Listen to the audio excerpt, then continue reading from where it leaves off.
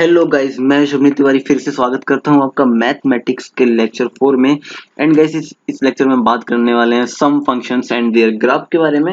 And guys, जैसे इसके पहले वाले लेक्चर में मैंने फंक्शन को डिस्कस करा था कि फंक्शन क्या है, एंड उसके प्रीवियस लेक्चर में मैंने रिलेशन को डिस्कस करा है, एंड उसके पहले जो मैंने एक चैप्टर बनाया सेट्स के बारे में। अगर अभी तक आपने वो नहीं पढ़ा है तो जाके उसको देखें एंड समझें, नोट्स अपने बनाएं। फिर आप समझ सकते हैं कि जो हम फंक्शंस की आज बात करेंगे, सम जो फंक्शन कुछ फंक्शंस के टाइप है हमारे यहाँ पे। फंक्शन को ऑलरेडी पढ़ चुके हैं, अब उसी के आगे का ये पार्ट है जिसमें हम जानेंगे कि फंक्शंस के कुछ टाइप है, उनका किस तरीके का बिहेवियर होता है, हम कैसे समझेंगे ये फंक्शन का कौन सा टाइप है। क्योंकि जैसा कि मैंने बताया था आपको पिछले लेक्चर्स में फंक्शन में कि फंक्शन एक तरीके का बिहेवियर को लेके चलता है कि अगर सपोज दैट आप कोई इमेज बना रहे हैं किसी पर्टिकुलर एलिमेंट की, तो वो एक ही इमेज बननी चाहिए, किसी सेम इनपुट की अलग अलग इमेज नहीं बननी चाहिए। तो ये फंक्शन का एक बिहेवियर होता है, इसी को आगे कॉन्टिन्यूअस करेंगे हम लोग और समझेंगे ग्राफ को भी थोड़ा सा फंक्शन से रिलेट करके किस तरीके से चीज़ों को हम समझ सकते हैं। चलिए स्टार्ट करते हैं। तो जो हम पढ़ने वाले हैं, सबसे पहले पढ़ेंगे आइडेंटिटी फंक्शन, देन सेकंड पढ़ने वाले हैं कांस्टेंट फंक्शन, फिर हम पढ़ेंगे polynomial function and relational function, the modulus function and signum function and greatest integer function. Basically इतने ही फंक्शंस हमारे सिलेबस में हैं क्लास 11th के। तो इतने ही फंक्शंस के टॉपिक को हम कवर करेंगे और बेसिकली इस वीडियो में हम आज स्टार्टिंग के 3 फंक्शंस को पढ़ेंगे, identity function, constant function and polynomial function. Then after इसके फर्दर वीडियोस में हम आगे के फंक्शंस को डिस्कस करेंगे। तो चलिए स्टार्ट करते हैं, समझते हैं कि आइडेंटिटी फंक्शन क्या होता है। तो आइडेंटिटी फंक्शन नाम से ही समझ में आ रहा है कि आइडेंटिटी फंक्शन बेसिकली फंक्शन। आप थोड़ा सा एक सेकेंड मैं पेन ओपन कर लेता हूँ। ओके, तो आप एक चीज ये समझिए कि ये जो फंक्शन है इस ये बताता है कि ये क्या है, फंक्शन है। किस टाइप का फंक्शन है?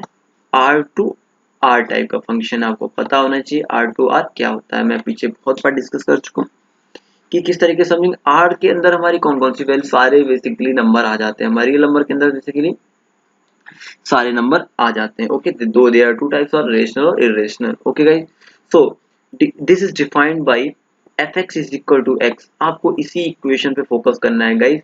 fx is equal to x, basically इसका मतलब ये y is equal to x। Identity function यही कहती है, fx is equal to x for each x belongs to r।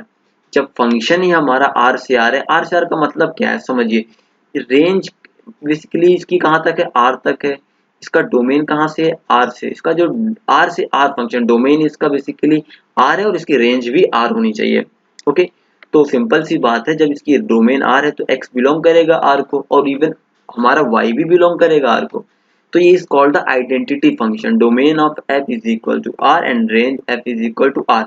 जैसा कि मैंने आपको बताया तो आपको समझ में आ गया होगा कि किस तरीके से चीजें हो रही हैं। चलिए इस ग्राफ में देखते हैं थोड़ा सा कि जब F X is equal to X है गाइज, तो आप सोचिए कि अगर हम x जीरो लेंगे, x की जगह हम जीरो रखेंगे, तो y हमको क्या देगा, y भी हमको जीरो देगा। एफ एक्स हमें क्या मिलेगा, जीरो। एफ एक्स क्या हमारा y है। ओके, बेसिकली रेंज है, y को ही तो हम रेंज लेके चल रहे हैं। जब हम 2 देंगे तो 2 देगा, बेसिकली जो वैल्यू हम x में देने वाले हैं वही वैल्यू हमको y में मिलने वाली है। इसी को बोलते हैं आइडेंटिटी फंक्शन गाइज। तो जब हम इस लाइन को इस तरीके से ड्रॉ करने वाले हैं, ये जो पॉइंट कुछ कितने पॉइंट ले लें गाइस, तो हमको ये इसी तरीके की लाइन मिलने वाली है क्योंकि दोनों की वैल्यू इक्वल है। Okay guys, 1,1 2,2 3,3 4,4। आई होप कि आपको चीजें समझ में आ रही होंगी। ठीक है, सॉरी -3,3 और -4,4। तो ये चीज आपको क्लियर हो गई होगी कि आइडेंटिटी फंक्शन क्या है। तो चलिए चलते हैं नेक्स्ट फंक्शन की तरफ। आपको कोई भी डाउट हो आप मुझे कमेंट सेक्शन में जरूर बताएं ताकि मुझे समझ में आए कि आपको प्रॉपर्ली चीजें समझ में आ भी रही हैं कि नहीं। कुछ भी किसी भी तरह का डाउट हो आप मुझे कमेंट सेक्शन में बोल सकते हैं। अगर आपको कोई प्रॉब्लम से रिलेटेड डाउट है तो आप मुझे वो प्रॉब्लम कमेंट बॉक्स में बता सकते हैं, मैं ट्राई करूंगा उस पर वीडियो बनाने का। चलिए नेक्स्ट फंक्शन की तरफ चलते हैं।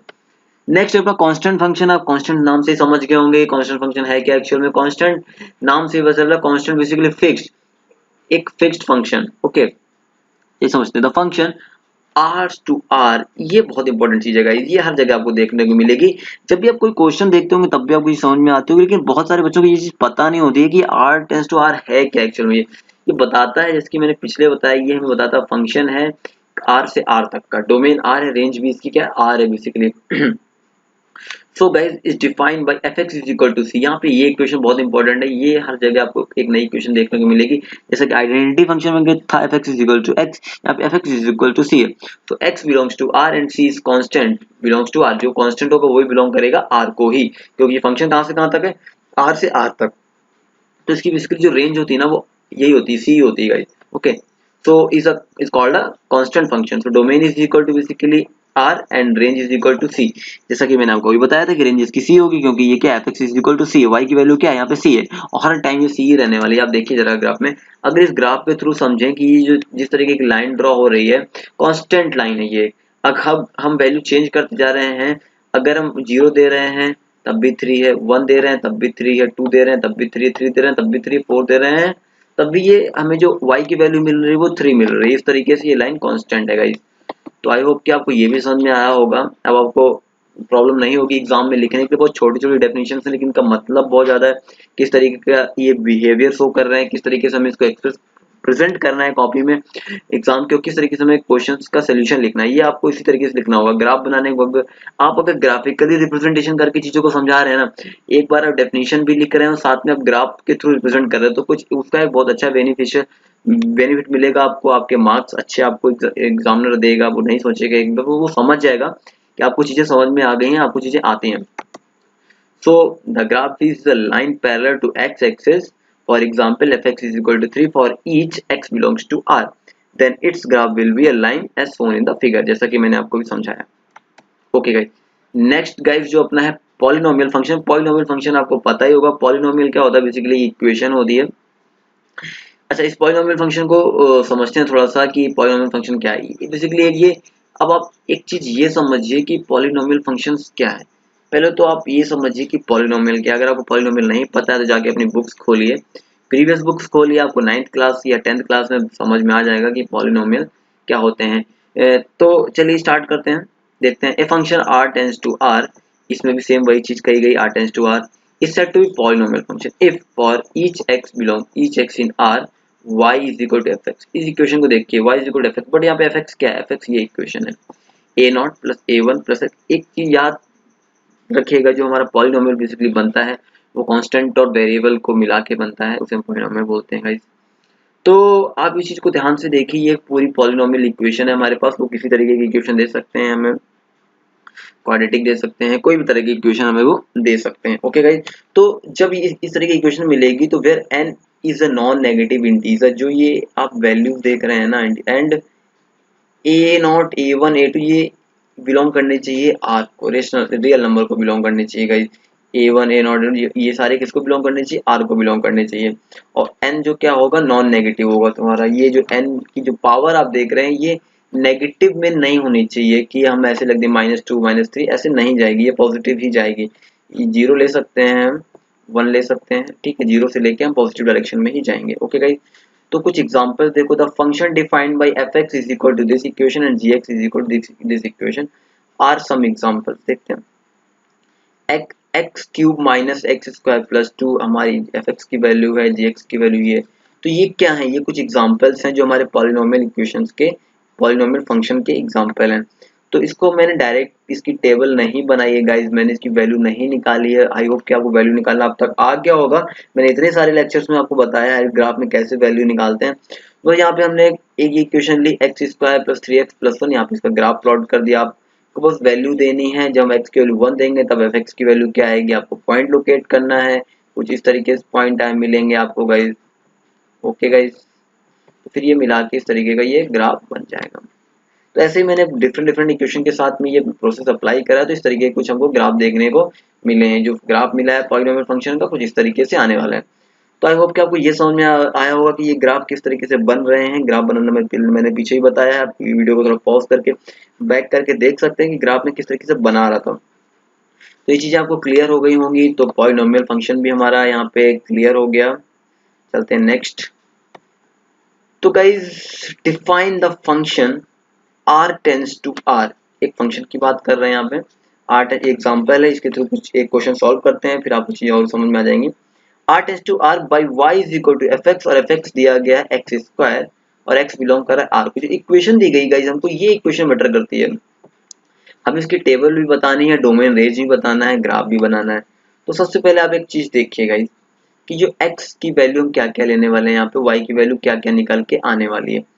ये हमारे पास इक्वेशन है गाइस, एक सेकेंड में इसको एक बार क्लियर कर देता हूँ। ओके, जब हमने x की वैल्यू -4 ली तो x स्क्वायर क्या हो जाएगा 16, -3 पे 9। फिर देखिएगा हमने ये सारी टेबल पूरी बना ली है। तो जब हमने -2 लिया तो 4 आएगी वैल्यू, -1 के साथ 1 आएगी, 0 के साथ में 0 आएगी, 1 के साथ 1। बेसिकली ये हमने पूरी 4 तक पूरी टेबल कंप्लीट करी। इन्होंने टेबल दी थी क्वेश्चन में, तो हमने इस टेबल को कंप्लीट कर लिया। ये हमें इक्वेशन गिवन करी थी इन्होंने, fx = x स्क्वायर। सिंपल हमने वैल्यू बस रखी हुई है, यहाँ पे कुछ नहीं करा है, x की वैल्यू रखते गए, y की वैल्यू हम फाइंड करते जा रहे हैं। ओके गाइस, फिर देखिए जो अपना जो टेबल कुछ इस तरीके से बनेगा, ये लुक लाइक्स कुछ this type. Okay 16, 9, 4, 1, 0, 1, 4, 9, 6, 16। Okay guys, चलिए अब इसका डोमेन क्या होगा। डोमेन आप देखिए, डोमेन क्या होगा। डोमेन x की वैल्यू गाइस ये है -4, 16, y की वैल्यू है -3, तो ये अपना क्या होगा, डोमेन होगा। डोमेन किसको बिलोंग कर रहा है, ये सारी वैल्यू -4 से लेके 4 तक ये वैल्यू कहाँ तक आ रही है, ये R को बिलोंग कर रही है। तो डोमेन अपना सिंपल सी बात है, R x जो है R को बिलोंग कर। रेंज जो अपनी x स्क्वायर है वो भी वैल्यू आप देखिए 16, 9, 4, ये सारी वैल्यू R के अंदर आपको मिल जाएंगी, क्योंकि रियल नंबर के अंदर ये सारी वैल्यू आती है। तो एक्स स्क्वायर किसको बिलोंग कर रहा है, x बिलोंग कर रहा है इस केस में भी R को, तो रेंज भी हमारी R होगी।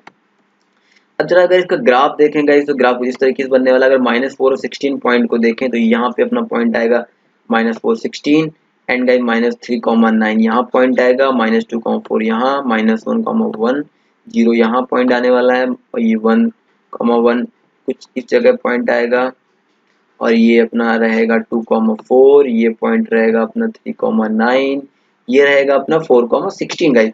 तो अब इसको जब ग्राफ को हम ऐड कर देंगे सारे पॉइंट्स से, तो इस तरीके का कुछ पैराबोला मिलने वाला है। तो आई होप गाइस आपको ये चीज समझ में आ गई होगी कि किस तरीके से हम क्वेश्चंस को सॉल्व करना है। इस क्वेश्चन में मैंने आपको सारी चीजें दिखा दी हैं, टेबल भी कंप्लीट करी अपन ने, डोमेन भी बताया, आपको रेंज भी बताई, और ग्राफ भी कैसे बनाना है ये भी करके देख लिया। एक क्वेश्चन में हमने मल्टीपल चीजें करके देख ली हैं, और इसी तरीके का क्वेश्चन आपको एग्जाम में मिलता है गाइस। बेसिकली आपको ये चीज ध्यान से पढ़नी रहेगी, ये बहुत इंपॉर्टेंट होता है कि फंक्शन कहाँ से कहाँ तक जा रहा है हमारा, R से R तक। तो ये चीज बहुत इंपॉर्टेंट है, हम उसी के रेंज के अंदर की वैल्यू लेंगे। कुछ वैल्यू इसमें ऐसी होती है जो इस रेंज के अंदर नहीं आ रही होती, तो उन वैल्यूज को हम नहीं लेते गाइस। ओके, तो चलते हैं नेक्स्ट स्लाइड की ओर। एक सेकेंड गाइस। ओके, तो कुछ एक क्वेश्चन दे देता हूँ आपको, ये क्वेश्चन आपको करके लाना है गाइस, आपको ट्राई करना है। Draw the graph of the function, आपको इस फंक्शन का ग्राफ ड्रॉ करना है। आप इसका डोमेन रेंज भी निकाल सकते हैं, कोडोमेन भी निकाल सकते हैं, जिस तरीके से मैंने प्रीवियस क्वेश्चन में किया था। क्वेश्चन बहुत सिंपल है, बस वहाँ पे स्क्वायर का था, यहाँ पे क्यूब का दे दिया है। तो मिलते हैं नेक्स्ट लेक्चर में, फंक्शन के और जो बचे हुए टाइप्स हैं उनको डिस्कस करेंगे, और भी बहुत अच्छे क्वेश्चन डिस्कस करेंगे हम। नेक्स्ट लेक्चर में मैं एक फंक्शन का टाइप डिस्कस करने वाला हूँ, और रेशनल फंक्शन के बारे में, देन इसके बाद मैं बहुत सारे क्वेश्चंस भी डिस्कस करूंगा। इसके बाद मैं कंटिन्यूअस 1 या 2 वीडियो क्वेश्चंस पे ही डालने वाला हूँ, जिससे आपको पता चले पैटर्न क्या है और किस तरीके से हम क्वेश्चंस को लिख सकते हैं। तो इस वीडियो में बस इतना ही, मिलते हैं नेक्स्ट वीडियो में, तब तक के लिए धन्यवाद।